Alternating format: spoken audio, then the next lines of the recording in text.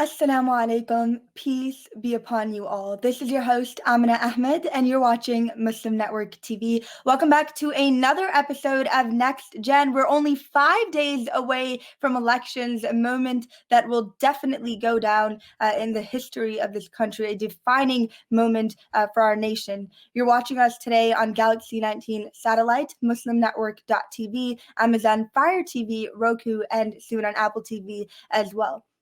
Now, because elections are so near to us, I thought, why not bring in somebody who is involved locally, who is not only going after the elections, but is involved in the community more than just this November elections. We have with us Nora Gruenberg, who is the chair of the Will County Democrats Central Committee and secretary of the Illinois Democratic Women of Will County. She currently works with State Senate Majority Whip Mike Hastings and is passionate about getting people involved in government and public process. So amazing to have you, Nora, in these times. Just the fact that I was even able to get a hold of you, phenomenal. Thank you for the work that you do. Thank you so much for having me. And if my phone rings, I answer it. So, I'm really honored to be here with you today. Thank you so much. Thank you, Nora. And Nora, I read your bio and I was going through it. It was extensive. And I said, why not Nora tell us about the work that she's been doing? So tell us, in these short past 4 months, what has the Central Committee accomplished so far? So, this is something that I try to keep a running tab on. And with such a breakneck speed of this election cycle, I have a tendency to keep looking forward and not really keeping track of the awesome accomplishments of my executive board. So when we ran as a slate for, to lead this organization, we were set 2 months behind because of COVID-19. So we knew that we had to really hit the ground running and show the community that we meant business in terms of organizing the community, getting people educated about the candidates, educated about the issues, what was at stake, and to drive home how important it was to early vote by mail, all options and how to make sure that their voice was heard. I think that the lessons from 2016, that I don't need to vote, my vote doesn't matter. I think that as an kind of learned those lessons, and we're seeing that in the really high early and vote by mail turnout numbers. Of course, we won't know for sure until, all the ballots are counted, but so far so good. It looks like civic engagement has risen and youth voter turnout is at record numbers, which just fills my heart with hope. Right. So my executive, I knew that we had to do a few things very quickly. That was to fundraise, to map out a plan to communicate with voters about our candidate, early voting, vote by mail, and election day voting options. And we had to expand our reach. So we did aggressively fundraise. The typical methods of fundraising, get-togethers, and we weren't able to do that. While we were, able to get a small group together, this was, it drove home how very much we need to prioritize the safety over our desire to be together. And so we turned to more digital options and, grassroots, low dollar donations. We sold Joe Biden lines. We got the community engaged and found that the community was really ready to give, that they wanted to give to an organization that they thought would help get us over the finish line. So we were really lucky with our grassroots donations and support from local elected officials, campaigns, labor unions, and other, orgs that are aligned with the democratic values. So very grateful that we were able to get support from so many great donors in order to develop our first ever digital sample ballot that was presented in English and in Spanish. And, our brief conversation before this meeting and talking about the growing, Muslim community I would love to get, other languages represented as well. It would be awesome to have Urdu and to have, Arabic and, uh, you name it. If there's a language, I would love to have it represented so that people who are newly arrived and have become citizens and are ready to vote, no matter how great their English is, how nice would it be to have the language of your homeland greeting you and talking about the candidates? I think that would be Right. really special. And we were able to do that through our work with our Spanish speaking community. We have 2 executive board members who are Spanish speakers, and they made sure that they worked with their community to be sure our communications were clear, concise, and inaccurate. And we feel Mhm. really good about being able to offer so much information about this election cycle to the Spanish speaking community, and would love to expand those efforts. So that was really exciting. The design was sort of based on like the comic book style. Let me see. Can I drop a link in here so you can Yeah, share you it? can. All right, hold on one second. I'm going to You disappear can drop it in the for chat a box second and I'll and be right back. yeah, for sure. But that's so interesting because I think many people talk about the inaccessibility of voting. And now that you have a Exactly. different language, not, and you're just saying that you don't just want Spanish, you want languages that are, available to all different people. That is Yeah. phenomenal. And I don't Yeah. think that's addressed enough as well. Absolutely. So Nora, I'll wait for you to drop in the link and just something else to think about. You talked about the numbers of voters that we're already having right now, a record number. And what does that tell us about where our nation is headed? And I want to hear kind of that positive note from you. And to me, it is positive.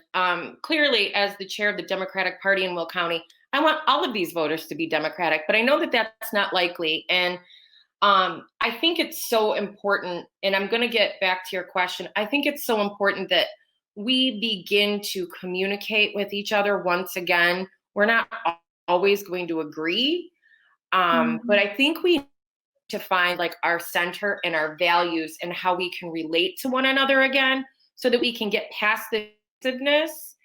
But what this is showing me is that people are not taking their vote for granted, that people are responding to the fact that elections have consequences and elections are won and lost to the tune of 1 vote. And while no, our presidential elections aren't set up like that, the fact is turnout still matters. The Electoral College still Mhm. depends on the turnout of those states to kind of let us know which way a state's going to go. States do flip. They do go from red to blue or blue to red, and usually it's red to blue, but that's beside Right. the point. The point is that engagement is up. People are not Mhm. taking things for granted, and this means that they're watching, they're listening, they're paying attention. And that says to me that more people, I think, are going to take issue with the divisive rhetoric, with Mhm. messages that are meant to exclude people, to alienate people, and to Mhm. ultimately do harm to people. Um, and that's my hope. But I don't have a crystal ball. Analyzing data and making predictions is what got us into trouble in 2006. So I don't want to make that same mistake, but I will say that this huge uptick in turnout to me says that people are more engaged, and that is a good thing. Right. And we all hope, the end game will obviously be different this election. But like you said, we don't want to get our hopes to the point where we just sit back, just 5 days before election. We're at this critical moment. But what challenges, Nora, have you faced, right, in your position as the chair of the Will County Democratic Central Committee? I know that there must have been some, and I want you to kind of tell us about that. Tell some of our younger audiences who hope to get involved as well. What are they? So one of the things, in our little brief conversation before we started was that politics, electoral politics, the political world is not for the faint of heart. That, Mm. it's not that you can't be soft and sensitive and, and caring, but it's that you have to shield yourself with your mission and your goals because people will fight dirty. They will get Mm. angry at you. They will take shots at you. They will try to take you down if they feel that you know, that if they feel that you're their opponent, okay, baby. Primary races are really difficult, and the contest to become the chair of the Will County Democratic Central Committee was very much like a primary. It was myself and the chair before me who we battled it out, and you know, just like in any primary, people pick their sides, and you have to recognize and understand, no matter what kind of relationship you may have with someone, if their relationship with your opponent is stronger or they choose them, you got to accept that and move on. You know, you take it personally, you take it to heart, you know, swear a blood oath of vengeance on them, you're alienating yourself from your own community, and it's pointless. You have to accept the fact that they've made their choice and move on. And then after the race is over, you find a way to reconnect with them. And if you go about a race in such a way that your focus is on the win and not the net gain of winning, which is to make positive change, then you're only hurting yourself. So staying above the fray, not fighting dirty, not assailing someone's character. You know, you stick to your message, you stick to the plan, you stick to what you have to offer. And this goes for people who are campaigning for others as well. When you're out there knocking doors and making phone calls, or you know, talking to people about your candidate, and someone wants to take shots and say horrible things, or you know, call into question their character, integrity, or whatever it is, you've got to stay cool. You have to stick to the facts and say, well, this is their record. This is what they bring to the table. This is what they do. This is what they've done. And this is what they will do. Because if you get heated and you react, then you are engaging in exactly the kind of activities that break communities apart and don't bring them together. You know, you got to let it roll off you. And it can be hard sometimes. People, you know, that you thought, you know, had your back, and, you know, they don't. Well, that's life. So if you're going to get involved in the political arena, stay focused on your mission, stay focused on your goals. It's not about you. Don't take it personally. You can't, no matter how personal it feels or seems, take yourself out of the equation, put your ego in the back seat, and let your mission drive, because that's how you're going to get through it and demonstrate the kind of leadership that says, let's work together. And that'll bring people back.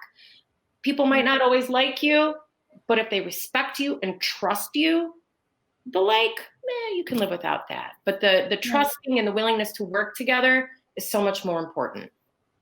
And the reality is, when you did win, the people that weren't on your side when you were up, you know, running, those were the people that you are still serving. So like you said, that you needed to reconcile those bonds after you did get into that position.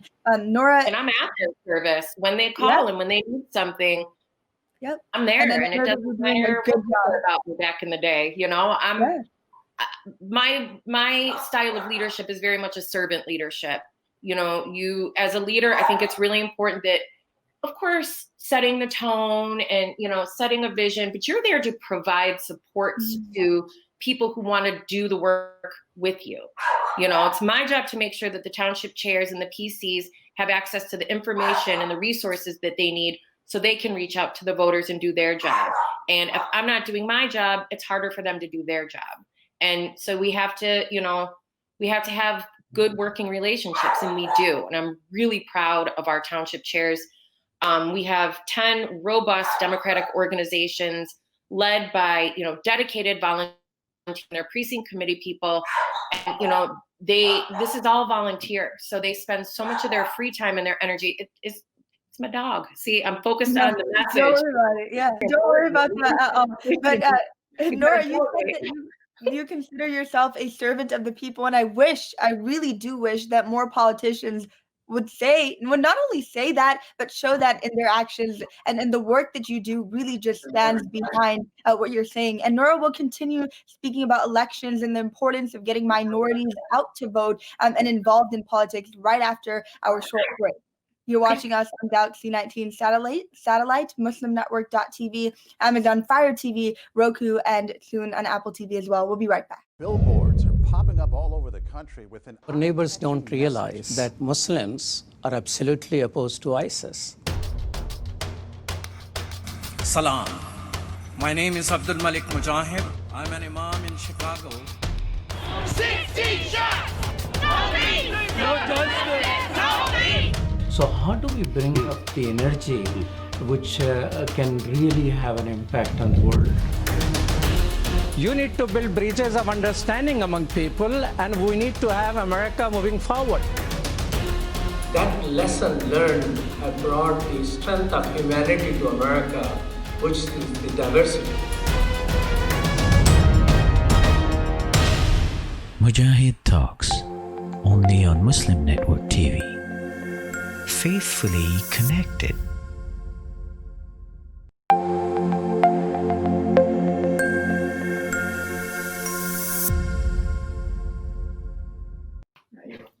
Welcome back to NextGen. I'm here with Nora Gruenberg, who is the chair of the Will County Democratic Central Committee. Now, Nora, tell us, why do you think that generally communities of color, minority populations have this reputation of not being as involved in the political game? What do you think the reason for that is?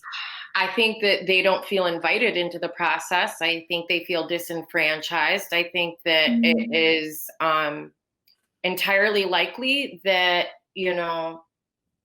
whether it's language or culture barriers or just plain old, lack of understanding.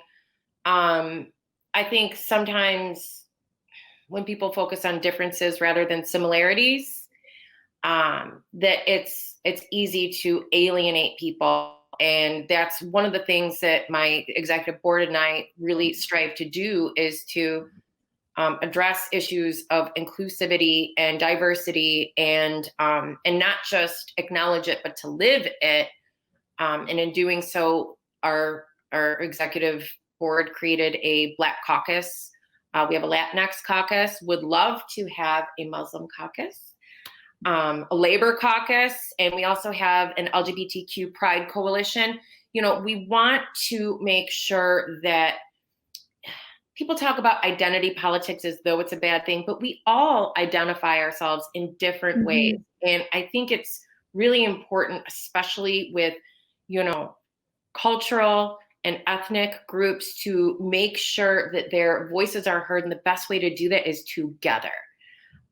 Just like anything else, many voices are stronger than one, and no one group of any kind all believe the same things at the same time in the same way. So what you do is you find that common ground. What is important to us? We want more of a voice in the community. We want our elected officials to hear our concerns and respond to them. We want local, political parties to welcome us and acknowledge what we have to bring to the table. And the best way to do that is together.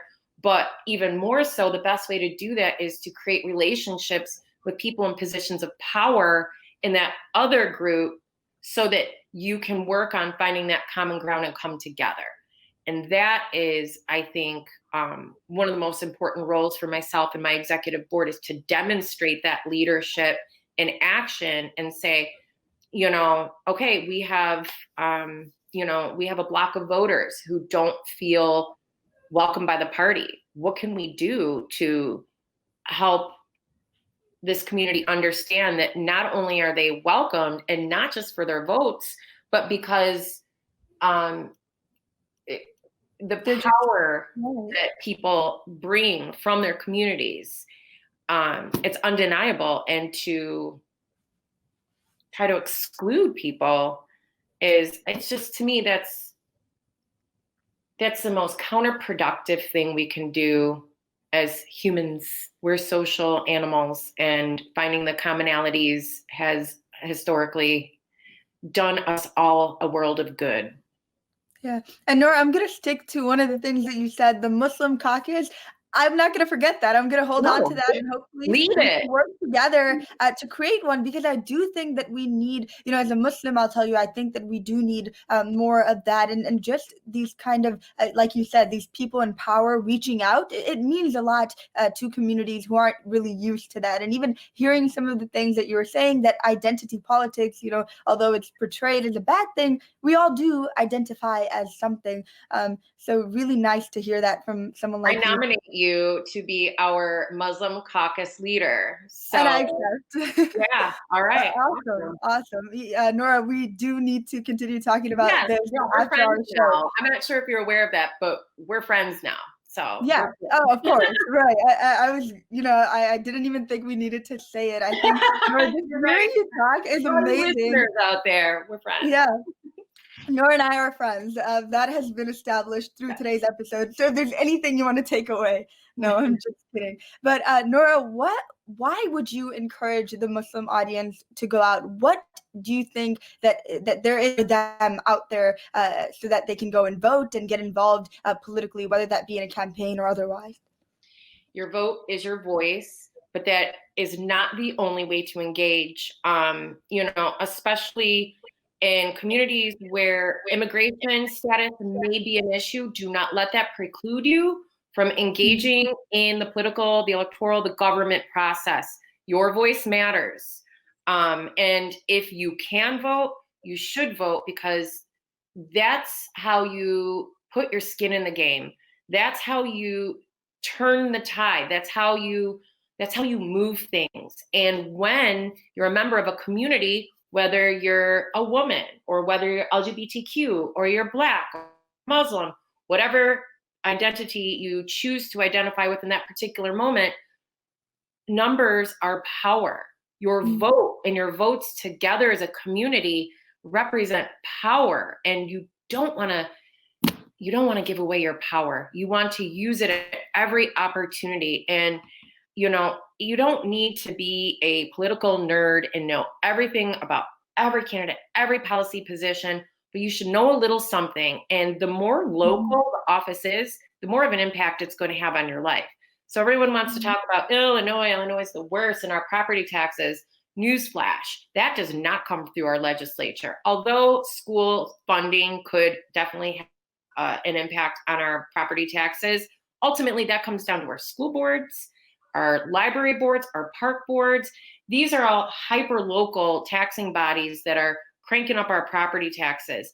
And the best way that we can get involved with changing this is by getting involved with our local government and by supporting candidates who we know, because these hyper-local races, these are people in our communities. This is not someone who is in DC 6 months out of the year and lives God knows where in the state. These are our friends and our neighbors. These are members of our community, so we could have more impact. And I think when people get involved in politics and they're like, I want to run for office, I'm going to run for state legislature, I'm going to run for, and not that they shouldn't, I'm not discouraging people for running for whatever office they choose. But I think a lot of times we'll skip right past these local races that have such an impact over our daily lives. And, they're not as, they're not as cool and glamorous as, Springfield, DC, what have you. But these jobs that almost always are volunteer and include tough races against, people in our community, the decisions that you're making will impact what happens in our schools, what happens in our parks, what happens in our libraries, what happens on our roads, our sidewalks. Everything about our daily lives is decided upon by members of our community that we elect to represent us or don't elect. And then we're stuck with the results. So engagement can look different for everybody. And I have come to learn, when I first became really engaged in politics, I used to browbeat people. You got to vote, you got to vote, you got to vote. Yes, you really should. But I have come to learn that people have their reasons for withholding vote or not engaging in that process. And again, while I like to really understand why, and offer another point of view because I truly believe in the power of our vote and our voice. I do respect the fact that a lot of people do not feel, they feel disenfranchised Mhm. and they feel abandoned by government, so they don't want to engage. But that's exactly how it spins even further out of control when we Right. stop holding, people accountable. I think, Nora, one of the most important things that you really highlight is the importance of local elections, local involvement, because usually I think that when we talk about politics, the conversation is on, perhaps what people consider a bigger scale, when it is local politics, like you said, that affects us the most in our daily lives. So really, Nora, thank you for your message. Thank you for our audience for tuning in to listen to Nora and her message to all of you. And one of the biggest messages to take away is please go out and vote. Like I said before, elections is 5 days away. We need all the votes that we can get. Thank you so much, Nora, for being with us. Thank you. Thank you to our audience for tuning in, and hopefully we'll be back next week, and I hope that you all will vote and we will get the outcome that we anticipate. Assalamu alaikum. Peace be upon you all. Take care, everyone. Assalamu alaikum.